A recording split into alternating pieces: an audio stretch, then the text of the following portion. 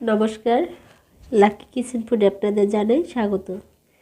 তো বন্ধুরা, আজকে আমি সবজি এবং গুঁড়া চিংড়ি দিয়ে আপনাদের চপ তৈরি করে দেখাবো। তো আমি এখানে সাধারণত 4টি সবজি নিয়েছি।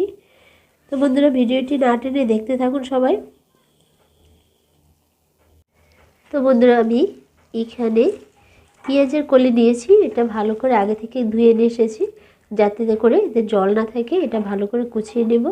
এবং আলুটাও একটু ধুয়ে নিয়েছি, নতুন আলু, ফুলকপি, গাজর। তা আমি এগুলো সব কেটে নেব। তো বন্ধুরা, ভিডিওটি না টেনে অবশ্যই দেখতে থাকুন কিভাবে চপ তৈরি করছি। তো বন্ধুরা, প্রথমত আমি পেঁয়াজের কলিগুলো ছোট ছোট করে কুচিয়ে নেব। গোড়াটা ফেলে দিলাম। এবার এটাকে ছোট ছোট করে, যেহেতু আমি চপ তৈরি করব, এভাবে করে কুচিয়ে নেব।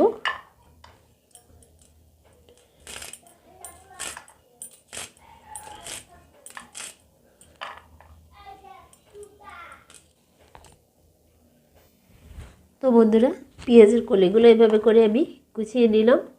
অন্যান্য সবজিগুলো এবার কেটে নেব।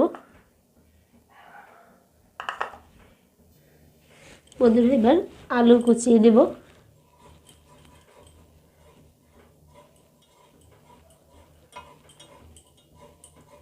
নতুন আলু খোসাগুলো এভাবে করে ছাড়িয়ে নেওয়া যায়।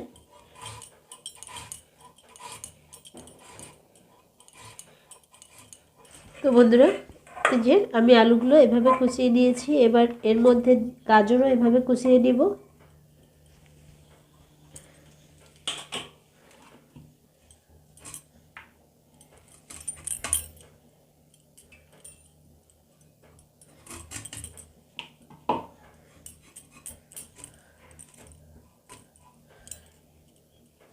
তো বন্ধুরা, সমস্ত গাজরগুলো এইভাবে করে কুচিয়ে নেব।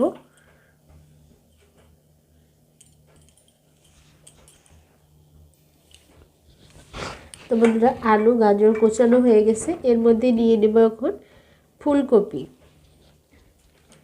তো ফুলকপি আমি সবটা নিব না, এখানে অর্ধেক পরিমাণ নিব।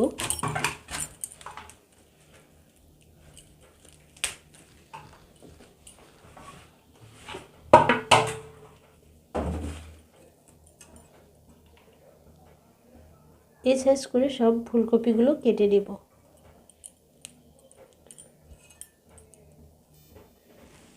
তো বন্ধুরা, আমার সবজি কাটা হয়ে গেল সবগুলোই। এবার আমি এগুলো ভালো করে ধুয়ে নেব। তো বন্ধুরা, আমার সবজিটা ভালো করে ধুয়ে নিয়ে এসেছি। এবার আমি এটাকে হাফ সেদ্ধ করে নেব। আমি চুলায় আগেই এই যে একটা পাতিল নিয়েছি, পাতিলের মধ্যে জল দিয়ে নিয়েছি। দেখেন, জলটা প্রায় গরম হয়ে গেছে। এর মধ্যে আমি এবার সবজিগুলো এক এক করে দিয়ে দেব।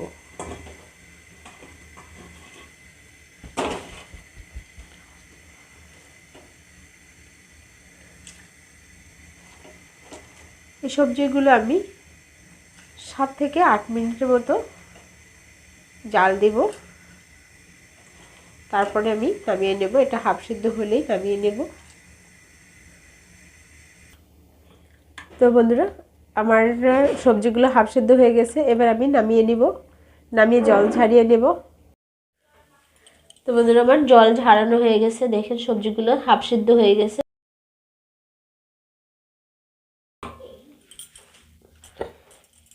কত সুন্দর, এই যে হাফ সিদ্ধ হয়েছে। আমি এবার সবজিগুলো চপ তৈরি করার জন্য প্রস্তুতি করব। তো আমি এবার সবজিগুলো একটা গামলায় নিয়ে নিচ্ছি। তো বন্ধুরা, এবার চপ তৈরি করার জন্য আমি এখানে নিয়ে নিচ্ছি কালো জিরা, নিয়ে নিচ্ছি গোলমরিচ গুঁড়া, কাঁচামরিচ কুচি, ধনেপাতা কুচানো। এবার এই যে পেঁয়াজের কলি আগে থেকে যে কুচিয়ে রেখেছিলাম, পেঁয়াজের কলি। আমি যেহেতু পেঁয়াজের কলি দিচ্ছি, এখানে আর পেঁয়াজ দিব না। আপনারা চাইলে পেঁয়াজের কলির পরিবর্তে পেঁয়াজও দিতে পারেন। দিয়ে দিচ্ছি সবজির মধ্যে পাঁচফোড়ন। দিয়ে দিচ্ছি স্বাদ মতো লবণ, দিয়ে দিচ্ছি 2 চামচ বেসন,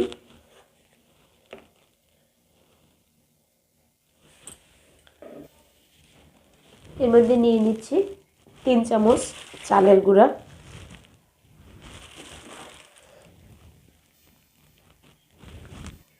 তো বন্ধুরা এবার আমি সবগুলো মিলিয়ে এবার বন্ধুরা সমস্ত উপকরণ একবারে মিলিয়ে মেখে নেব।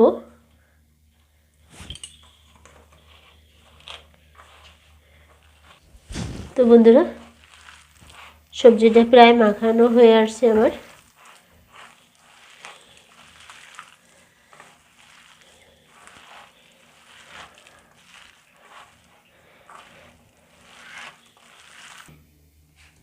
তো বন্ধুরা মাখানো হয়ে গেছে চপটা।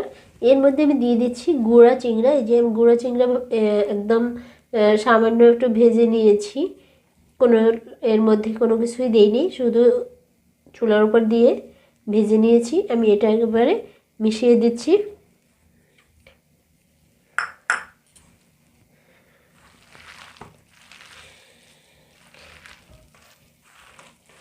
তো এবার চিংড়ি মাছটা ভালো করে মিশিয়ে নিব। গোড়া চিংড়া আপনারা চাইলে বড় চিংড়িও দিতে পারবেন, বড় চিংড়ি দিলে একটু বেটে নিলে ভালো হবে। আমার একদম গুঁড়া চিংড়ি, যার কারণে আমার বাটতে হয়নি।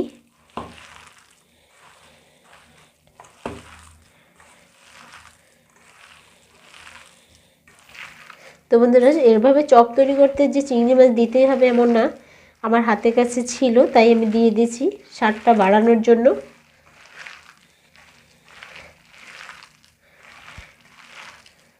আপনারা চিংড়ি মাছ ছাড়াও বানিয়ে খাবেন, তাও ভালো লাগবে। আমার চপটা মাখানো হয়ে গেছে, এবার আমি চুলার পরে যাব তৈরি করতে। তো বন্ধুরা আমার মাখানো হয়ে গেছে, এই দেখেন চপটাও কত সুন্দর হবে। এভাবে করে আমি এক এক করে এখন চুলার মধ্যে দিয়ে দেব। তো বন্ধুরা আমি এখানে ফ্রাই প্যান নিয়ে নিয়েছি, ফ্রাই প্যানে আমি তেলটা আগেই নিয়ে নিয়েছি, তেলটা প্রায় গরম হয়ে আসছে। তো বন্ধুরা তেলটা গরম হয়ে গেছে, চপগুলো এইভাবে করে এক এক করে আমি ছেড়ে দেব।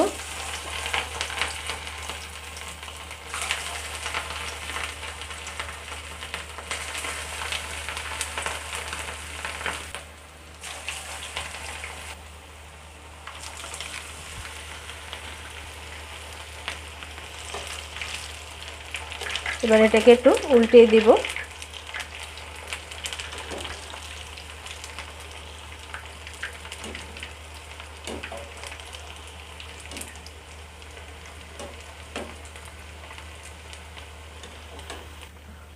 তো বন্ধুরা আমার চপগুলো কত সুন্দর হয়েছে দেখেন, কালারটাও অনেক সুন্দর হয়েছে। আপনারা এইভাবে তৈরি করে খেয়ে কমেন্টস করে জানাবেন কেমন হয়েছে।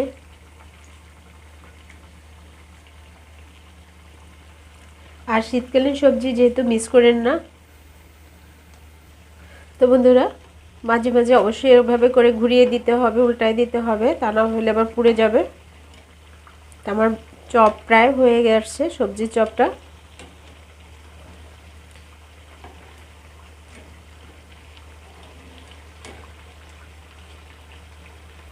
তো বন্ধুরা আমার চপ হয়ে গেছে, আমি চপটা উঠিয়ে নিব এবার। দেখেন কত সুন্দর চপগুলো হয়েছে।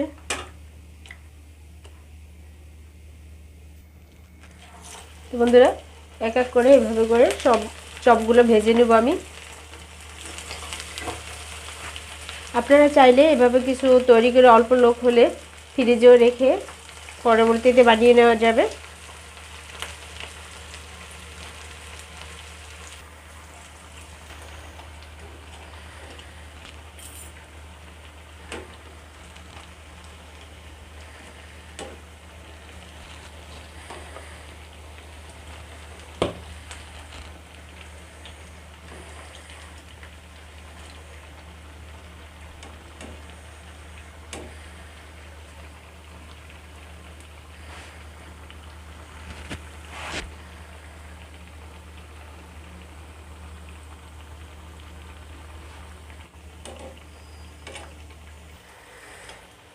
তো বন্ধুরা আমার ভাজাও হয়ে গেছে, এক এক করে আমি সবগুলোই চপ ভেজে নিয়েছি।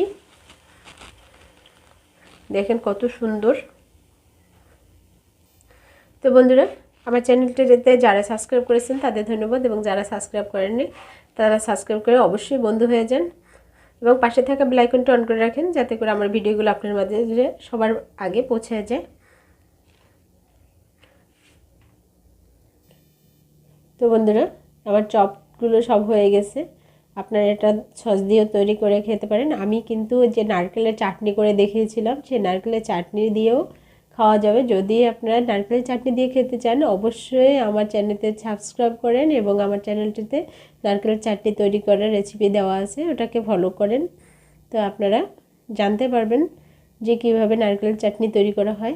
সেটা দিয়েও খেলেও অনেক মজা হবে, অনেক স্বাদ লাগবে।